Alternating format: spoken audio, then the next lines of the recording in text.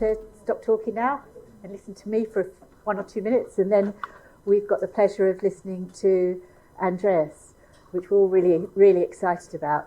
So I'm Gail Forey. I'm Associate Dean Education in the Faculty of Humanities and Social Sciences, and I'm a Professor in the Department of Education. So I've been really, really fortunate to work with Andreas as Head of Department and in his role in towards professorship. We were just talking.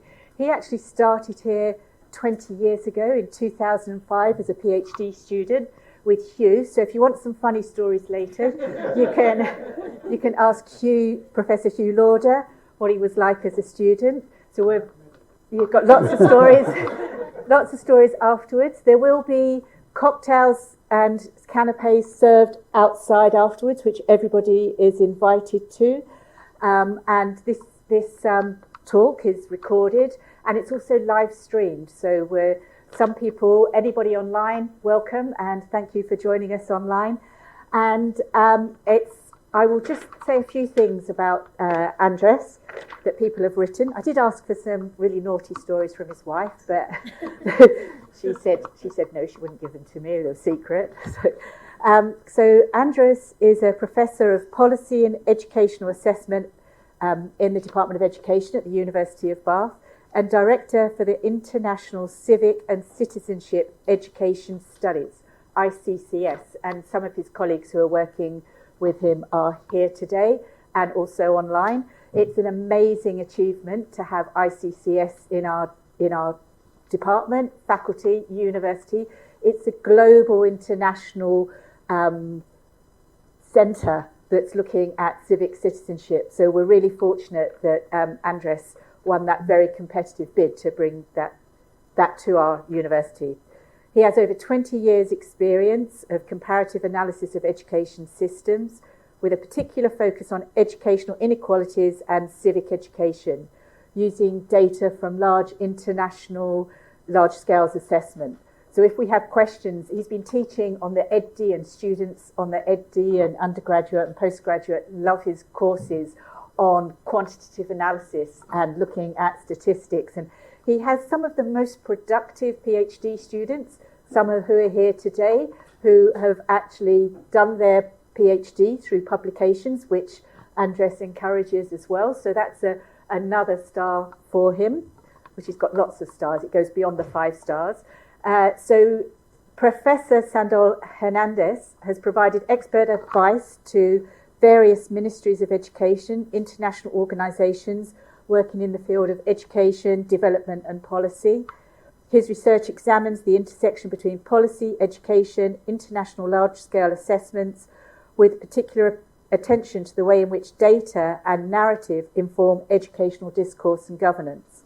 He's committed to fostering critical approaches to citizenship, education, and to rethinking the role of schools in promoting democratic participation and social justice. Another thing, when I was in the departmental education executive, when I was director of teaching, Andres was head, he's also committed to community here in the department, and that's why he actually went for head of department. He was committed to community and building Bath and having Bath and the Department of Education as a centre of excellence, which is something that goes beyond just his achievement in the multiple publications that he's done, because his commitment to community and citizenship, both in research, influence in policy, influence in education, is really clear. He's also committed to supporting, I've heard lots of stories of young academics that join our department and end up at party nights at your house. So in that commitment to community building, he actually brings students and colleagues together to actually have a positive environment in our department. He's always smiling. Even under duress, he's always smiling. So that's another positive factor we have about him. I'm very jealous of his lunches, because quite often he brings Mexican food into lunch, and I see that quite often. So Andres, thank you so much for all of your commitment and for your research, and we're looking forward to hearing your talk. And then maybe later, one day, we'll go see him in a band, because he plays on the Mexican Independence Day in a band. So we need an invite to that, all of us, to go and see Andres play his guitar and perform in his band. And thank you for being my boss for a short time as head of department, and we look forward to your talk. Thank you, Andres. Thank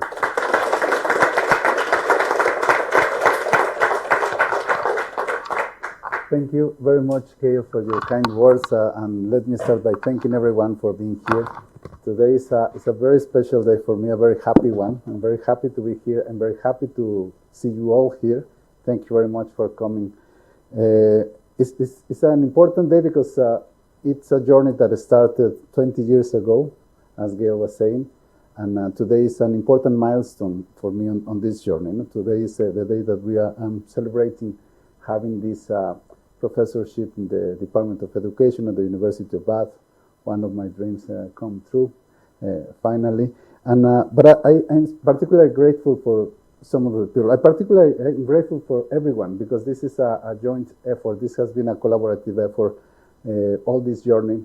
I was remembering I only have one paper as a sole author. All my other publications have been in collaboration with different people.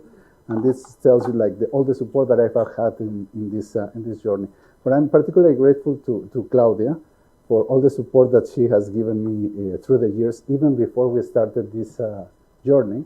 20 years ago, a bit earlier, I was trying to convince her to come with me to do a PhD in the UK. And after some negotiations, she said, okay, I'll do it. I'll come with you. I was very happy.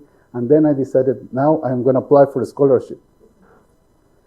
I was in the process of applying for the scholarship, and I started getting calls from people asking me about the farewell party because we were leaving. So I was like, what farewell party? And then I asked Claudia, and she said, I'm organizing a party because we are leaving. And I said, well, wait, I'm just applying for the scholarship. What if I don't get it? And she said, why wouldn't you? And she continued with the organization. But that anecdote tells you I don't think there's anyone who believes in me more than Claudia does. And I'm very grateful for that.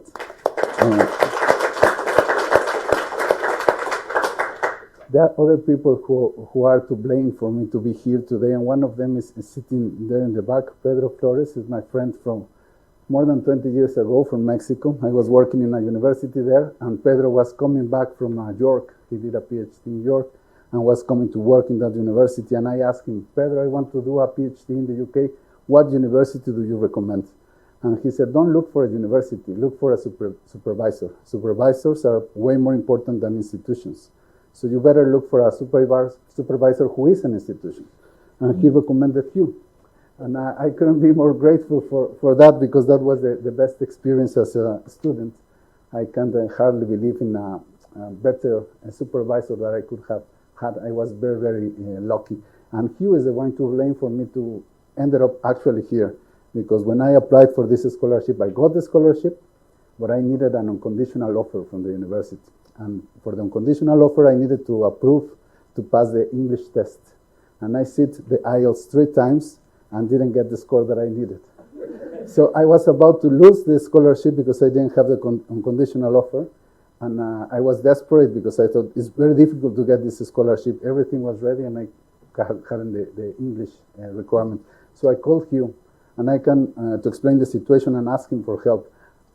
We didn't know each other. We had never seen each other in our lives. So, and I can only imagine how this call went, because honestly, I could barely speak English at the time. But Hugh must have understood something, because a few days later, I got this letter. And then that allowed me to come and study here. So thank you very much for making this possible. And with that, I would like to just start with the talk. So the talk today, what I want to talk to you about is reimagining civic education in the age of metrics. This is the title that I gave it. And the first thing that I want to tell you about is a framework, a bit of a framework that is going to help to for the concepts that I'm going to use through this talk. And the first one is imagine orders. What are imagine orders? Imagine orders are the ideas that we tell to ourselves and the ideas that shape reality. Have you ever wondered how come that human beings we are now the dominant species on the planet? At some point, we were on equal footing with other animals, reptiles, birds, plants, but now we are the dominant species. Now we inhabit these cities that we have built. Now we have achieved quasi-divine powers. We can influence the environment. We can expand our lifespans. We have overcome many challenges that we have had as a humanity: wars, famines, pandemics. How did it happen? And the answer to that is imagine orders. The answer of that is the ideas, the stories, the narratives that we tell ourselves, and then therefore become reality. And this idea of the imagine orders is not a new one. You can track it back to Durkheim probably, or even earlier to Weber and the legitimization of institutions, or even further back to Plato and the shared needs for a harmonic society. But the one who brought it back on the table to discuss again is a historian that is called Yuval Harari. Yuval Harari is an historian that doesn't focus on specific periods in time. He focuses on the big stories, the largest stories of humanity. And one of those is the whole story of humanity. So this guy, Harari, tell us that these imagined orders are shared myths, narratives, and stories that allow a large number of strangers to cooperate for long periods of time in complex tasks. So we humans are the only species who do that. We cooperate in large numbers, complex tasks for long periods of time. We are not, for example, bees. Bees cooperate in the millions, no? But they cooperate for very specific tasks for short periods. We have wolves, for example, they cooperate for significantly more complex tasks, but in small numbers. You will never see a pack of 2, 3, 10 million wolves cooperating on something. That would be scary. But we are the only ones who do it, and because we do it, we have prevailed. Because we do it, we are now the dominant species on the planet. What are some examples of those imagined orders? That could be the nations, the money, the laws, the human rights. Those are stories that we tell to ourselves and that allow us to cooperate in these large numbers. Money, but these are imagined orders. They are stories. Money doesn't exist as such. You cannot touch money. You cannot touch the United Kingdom. And you cannot touch the euro. You can touch a bill, a note, but you cannot touch the euro. Those are stories that we tell ourselves. We believe in them, and we act accordingly to them. Those are what we call imagined orders. And these imagined orders are as opposed to natural orders. They don't exist because they exist. They exist because we create them. These imagined orders are very powerful because they provide structure, they provide predictability, and they are. But the crucial point of these imagined orders is that are human created. We create them, and because we create them, we can challenge them, we can change them, and this is the important part of it. And this is important to understand as we move to education. Education as imagined order. So, if money, laws, and nations are imagined orders, I would like to propose that education is an imagined order too. The structure of the education systems, its goals, curricula, or the way we assess performance are all imagined orders, are stories that we tell ourselves, and we act according to those stories that we tell. The education is not a neutral process that transmits objective knowledge, but it is deeply embedded in social, cultural, political, and economic contexts. The stories that we tell about education shape what education becomes. Think of the narratives that underpin different educational philosophies. What is the goal of education? We have different narratives out there, no? What is education for? To produce, to create productive workers, critical thinkers, creative artists, compliant citizens, engaged democrats.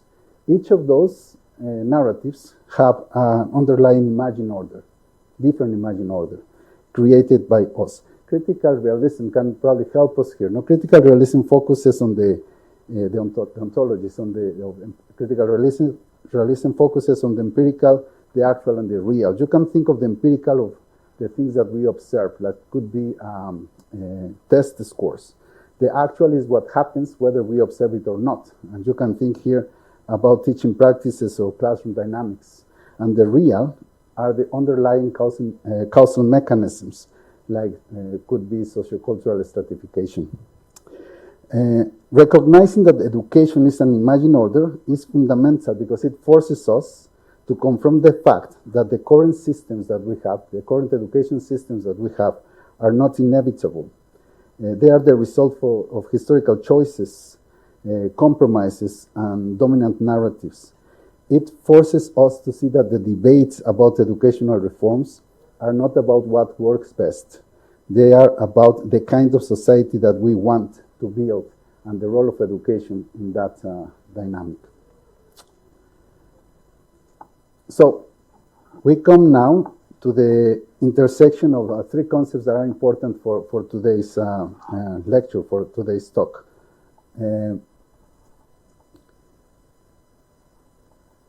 These concepts are civic and citizenship education, the topics or the research that we do and how we do it, and the societal narratives. Civic and citizenship education is the aspect of education that explicitly aims at preparing young people to become informed, engaged, and responsible members of their communities, locally, nationally, and globally. The goals, the contents, and the methods of this civic and citizenship education are heavily influenced by our societal narratives of what we believe constitutes a good citizen. And for that, I have had the chance, the opportunity to work on that topic with many friends and colleagues. Many of them are present here today. And of course, as the educational philosophies, there are different narratives there, no? But it's important, and it's something that we do, come up with our own definitions of that. The second concept is the research that we do and how we do it. This is about the topics that we choose to research and how we chose these topics and how we choose how to measure those topics. The very act of choosing a topic or a definition or a narrative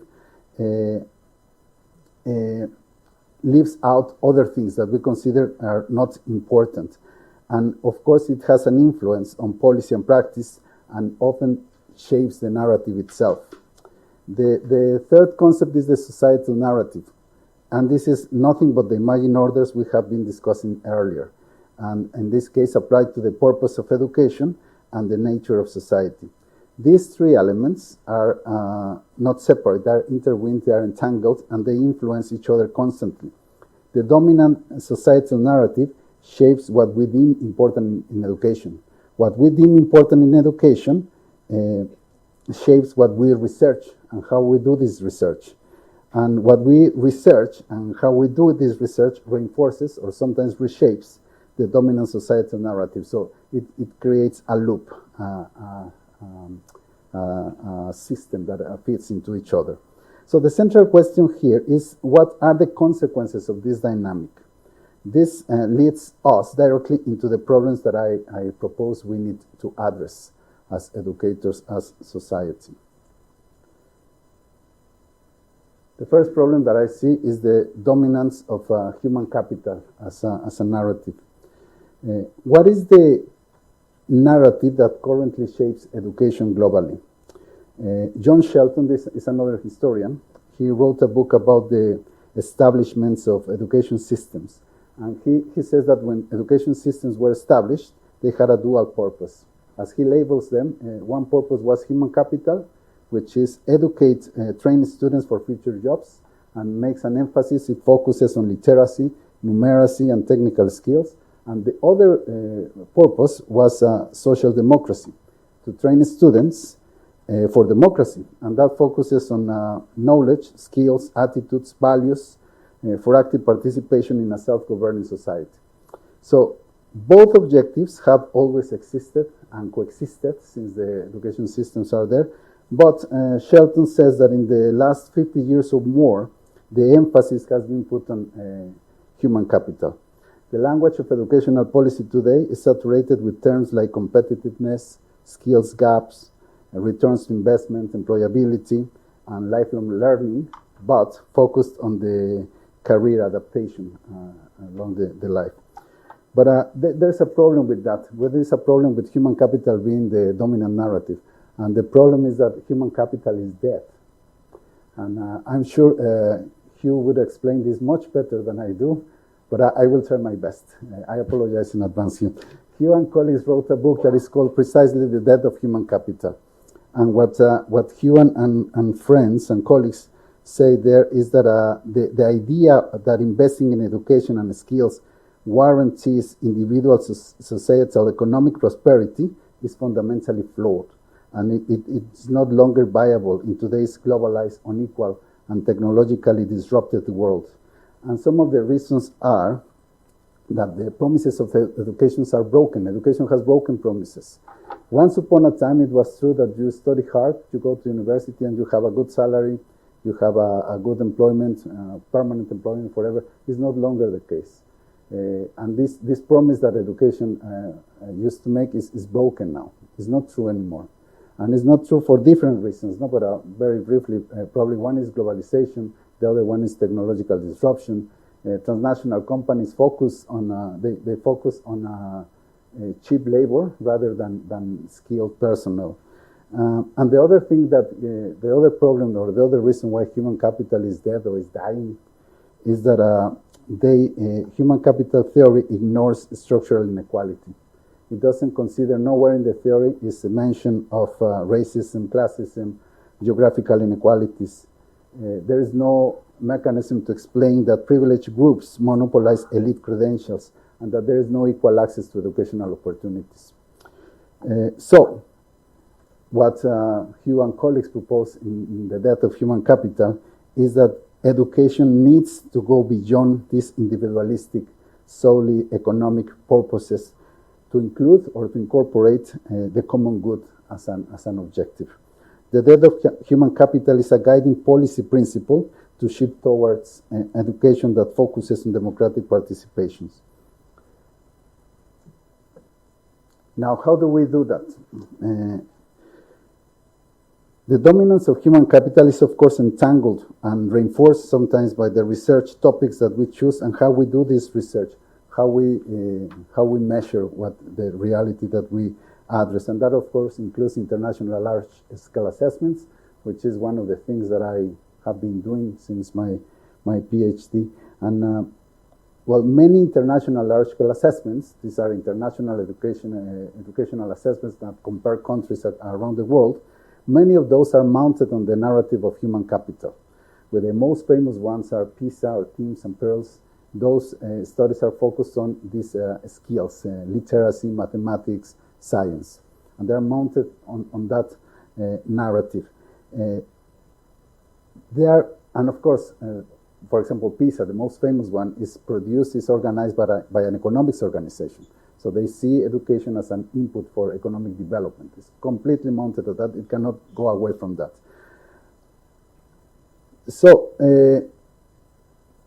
these studies, nevertheless, I believe they're a very powerful policy tool because they allow us to make comparisons. There's no other source of information that allows us to make these kind of comparisons. And this is important because I always give the example of the person who wants to jump high and he starts jumping and buys a jumping bar and he's moving the jumping bar and he's progressing and measuring progress every week, every month, every year. But he or she will never know if they are a good jumper until or unless they compare with someone else. If they compare with someone else, you might be making lots of progress, but you don't know how good you are.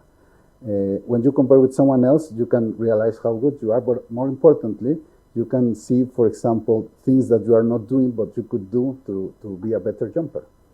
You can get tips from someone else, and you can also see things that you're doing wrong, or things that you have even never thought about it. You can do that. The other thing that you can do with these international comparisons are to diagnose what is right, what is wrong with your education system. And here I like to think of this movies where you have the police office, the offices in the police department, and they have a map with blinking red lights in different places. These studies work very similarly, because they tell you what part of your education system is doing well, what part of the education system is not doing well, and you can see it as a blinking light. No? And also very important, these studies allow you to measure trends. You can compare not only with other countries, but you can also compare across time.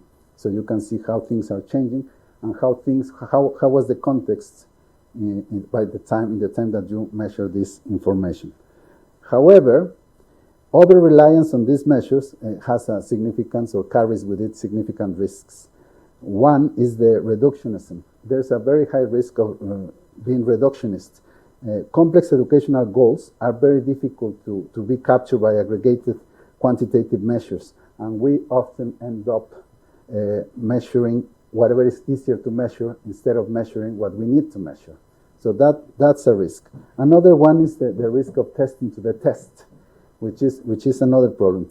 In our society, many schools, many countries have a very high pressure to perform well on those tests. And when this pressure becomes so high, there's the risk, there's the temptation to teach to the test. Then I'm going to teach only what is in the test so I can do better. And countries, schools, teachers, they do that. No? And this is a risk that we have in that sense. A third risk that I can identify is an ideological bias, because when researchers choose to investigate questions that align to their political or economic preferences, they omit other areas that are less compatible with their views. And this is also a risk that is there, and it's even worse when you choose to interpret the information that you collect through your ideological lenses. Mm-hmm. So those are the risks that I can see, and I have a third one that I call the marble model. What do we see when we look at youth civic engagement? If we look at the data that we have, we can see that the civic knowledge across the years, since ICCS exists, since 2009 or even earlier, has been more or less stable. In some cases increasing, probably with a peak down during the pandemic, but it's more or less stable. But what is not stable and has been getting worse and worse is the interest of young people in politics, in civics, in participation in society. They are not every year we see how they are not, as we ask them about their expected participation in things like voting or belonging to a political party or running as a candidate or this kind of formal politics, formal processes, and every time they are less likely to participate. And that is a problem. However, data suggests that youth are interested in other forms of participation. More or less recently, we have seen many passionate young people concerned about climate change or social justice or inequality. And their social engagement or their interest manifests very powerful through demonstrations, online activism, or calling out wrongdoing. And think, for example, of movements like the Fridays for Future, that students were striking on Fridays, not going to school, to raise awareness about climate change. Think of movements like Black Lives Matter or online cancellations of people who do the wrong thing or say the wrong thing, or cancellations in universities when students don't agree with whatever the speaker is going to say. This energy and critique of the social order is absolutely vital, and is very important for a healthy democracy. And I sincerely and definitely applaud all those movements. However, I would like to introduce a provocation here. And I want to use the metaphor of the marble model. Think, for example, of the Avengers or any other superhero movies. What do they do in their movies? All the movies are the same. No? We are tired of these Marvel movies by now. But what they do is identify the bad people, the bad guys, and go and beat them up, no? And destroy whatever they have. Destroy their buildings, destroy their symbols, just destroy everything because they are bad people. And it's also like a black and white, no? It's like villains are 100% of the time bad people. They cannot be good, and good people are always good people. So we have this model, and we see it in the Marvel movies, but we also see it in real life, like young people tearing down statues in Bristol, people gluing their hands to the pavement, throwing soup on paintings in major museums.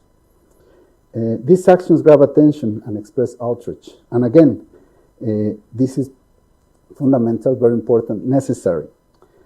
However, what is missing in this model, both in the superhero movies, but also in the real life civic engagement, is the focus on the next step. The patient, less glamorous work of building an alternative, not destroying what is wrong. This is necessary, of course. To build something new, you need to destroy what is there. But we also need to build a better alternative. Have you seen Thor or Iron Man or Spider-Man building anything in a movie, or the Hulk? No, they just destroy whatever is there. So what we are missing here is the narrative of constructing better institutions, forging difficult compromises, engaging in deliberative dialogue with those we disagree with. The Marvel model is strong on critique and opposition, but is weak on construction and proposition. Identifying and calling out what is wrong is essential, but insufficient for the long-term societal progress. We're at risk of, as educators or as parents, we're at risk of raising a generation that is skilled at tearing down, but less practiced in building up.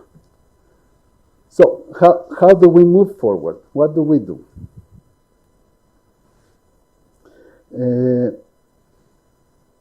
Well, basically, I propose one action for each of the problems that I have identified.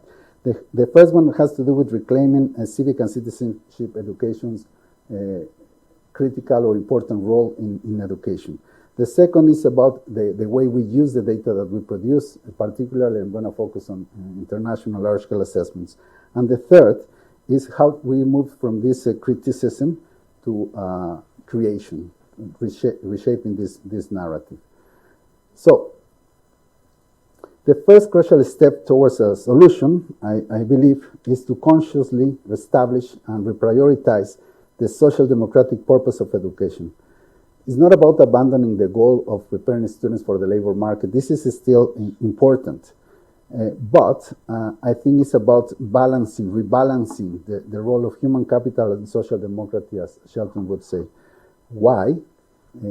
Why do we want to do that? Because we want I assume we want a functional democracy. To have a functional democracy, citizens need to understand political systems. They need to be able to critically evaluate information, engage in respectful debates, hold power accountable, and participate beyond voting in civic life.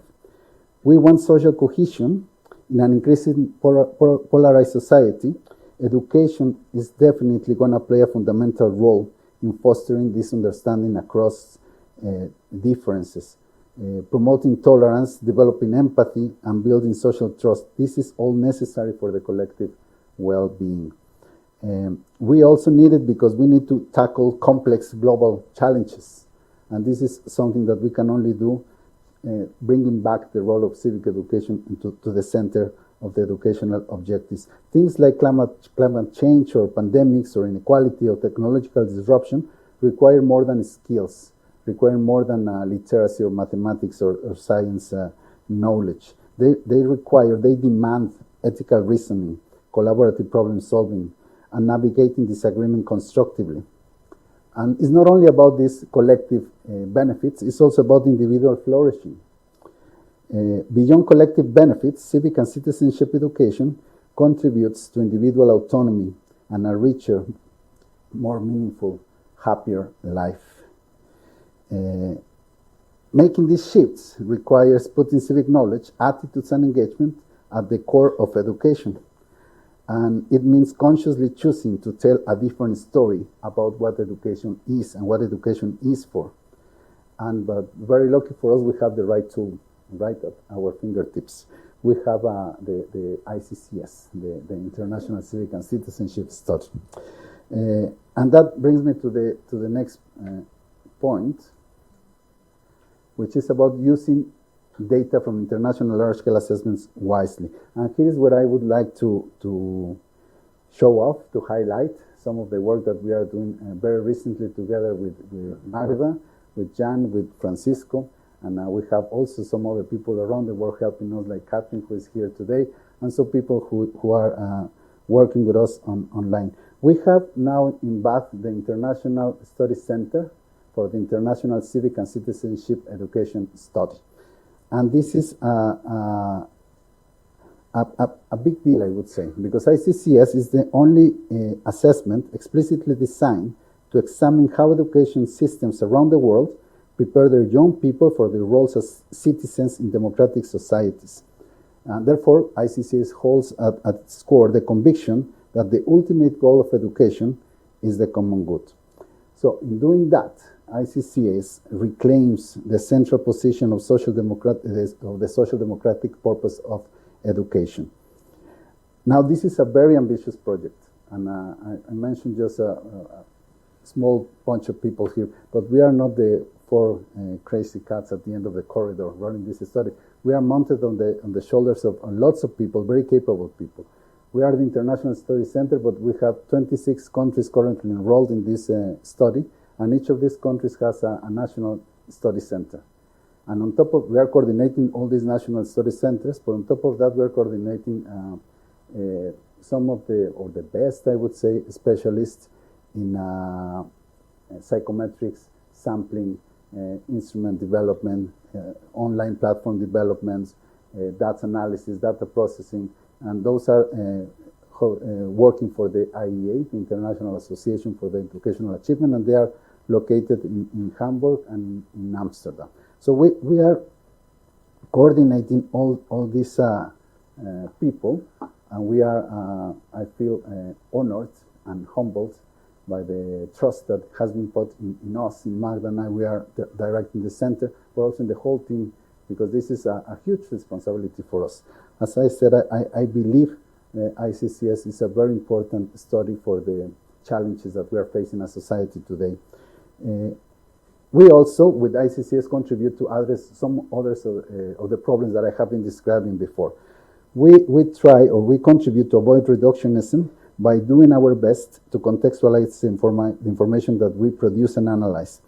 ICCS is not only a test of civic knowledge. ICCS also collects information about the context in which education, civic and citizenship education happens. It collects information about the families, the classrooms, the schools, and the countries. And in that way, contextualizing the information that we have with all this help us to avoid this reductionism. We also contribute to expand the range of topics that are considered important. And we do that by using a more holistic approach. The outcomes of the assessment are not only knowledge, but we also focus on non-cognitive outcomes, like attitudes and engagement. So we are going further these skills and knowledge, and we want to see other things that are not necessarily cognitive in nature. And we also do our best to avoid this ideological bias. We maintain a critical stance towards the research we do. We are in the process of doing that right now, rewriting, updating the framework we use for the study. So we constantly ask ourselves, what aspects of citizenship are being measured and what aspects are being left out? Whose definition of good citizenship is implicitly embedded in the assessment design? And of course, you can use your ideologies, your ideological lessons to choose topics, but it's very important, and in that critical realism comes handy again.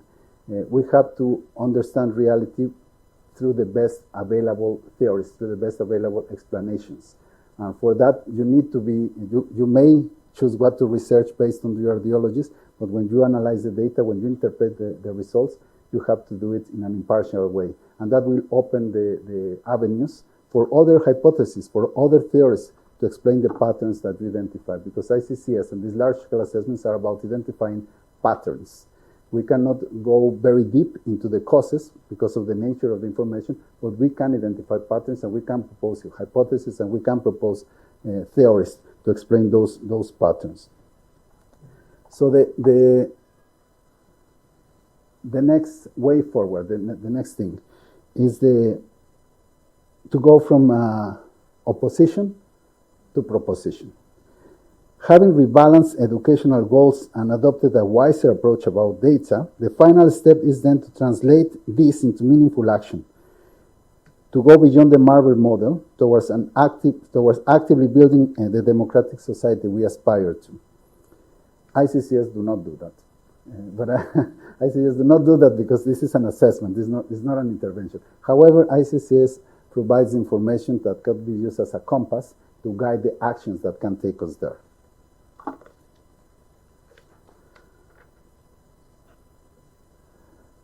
How does this look in real life? How does this look in the schools, in education? What does ICCS tell us about it? It tells us that there are some initiatives that we know that work, and we can find more, we can go deeper, but some quick points are project-based civics. Students who tackle real community issues through research, through proposals, and through initiatives. ICCS tells us that these students, this kind of participation, is strongly linked to higher future civic engagement. So this is something that we know through the data. Open classroom for discussions is another one. ICCS tells us that those students who are in classrooms in which the environment is such that they feel free, comfortable to express their opinions, even when they know it's not a popular opinion, having this kind of climate is strongly associated with a number of outcomes. Actually, this one is associated with everything. With better knowledge, better participation, better engagement, better attitudes, everything. So this is something that we know we can do. Another thing that we can do is make sure that our students, our young people, understand the political systems. Teaching policy making and social innovation helps students identify constructive actions. If they understand how the system works, they know what they can do. So they can go beyond this outrage and beyond this protest or demonstration into action. If they don't understand how the thing works, it's impossible for them to change anything or to try to change anything. So ICCS also gives us information in that sense. And the fourth one is fostering a shared civic identity. And here I'm going to draw a book that I was reviewing recently. Richard Reeves wrote a book that was in the summer reading list of Obama a couple of years ago and become very popular because of that. The book is called Of Boys and Men. And in this book, Richard Reeves says that civic education must frame social challenges as shared problems requiring collective action rather than a zero-sum conflict between identity groups.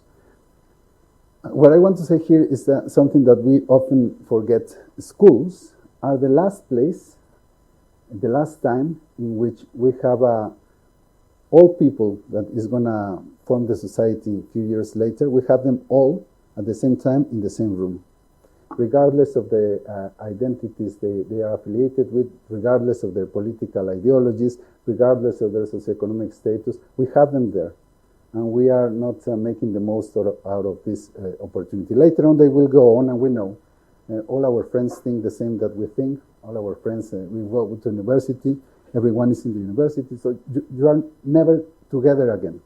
So we have to make the most out of this opportunity that we have, to make sure that we use this opportunity to nurture belonging and commitment to the common good of everyone. Ultimately, it is about reshaping the imagined order of education. It's about redefining the story we tell ourselves about what is education and what is education for, and the role that civic and citizenship education has in it. So, to conclude,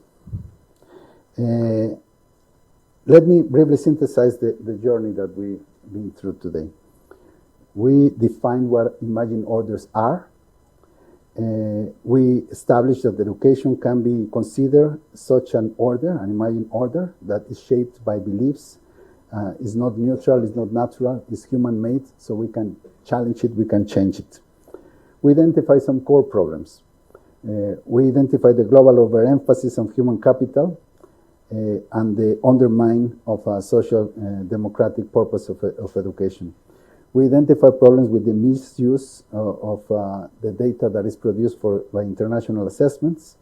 We discussed that these are valuable information, a powerful policy tool, but that we have to use it wisely.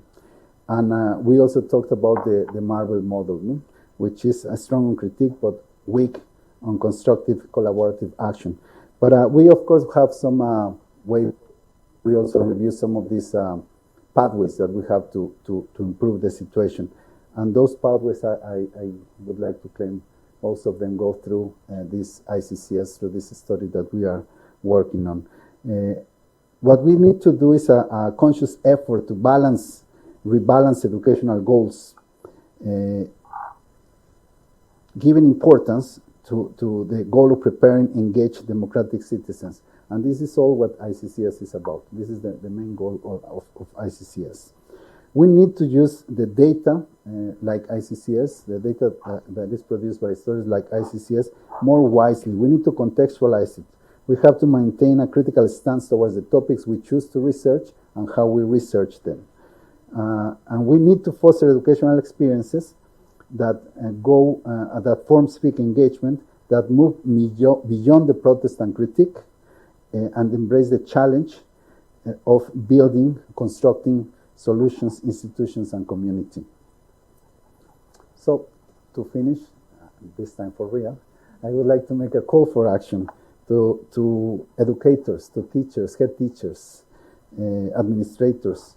Let's champion social democratic goals in schools.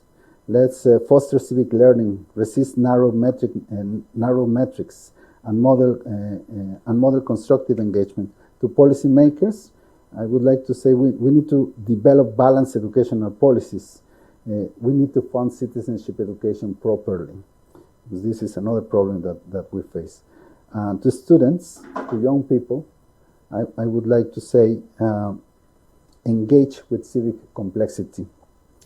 Sharpen your critical thinking skills, and make sure that you use those skills to collaborate, to do something. And to families and communities, let's discuss the educational purpose beyond solely grades or salaries. Let's support raising engaged, empathetic citizens. Let's unite, let's not divide society. The stories we tell about education shape its reality. By working together, consciously and deliberatively, we can start telling and enacting a richer, more balanced, and ultimately more hopeful story. One that prepares young people not just to find their place in the world, but to actively and constructively build a better world. Thank you.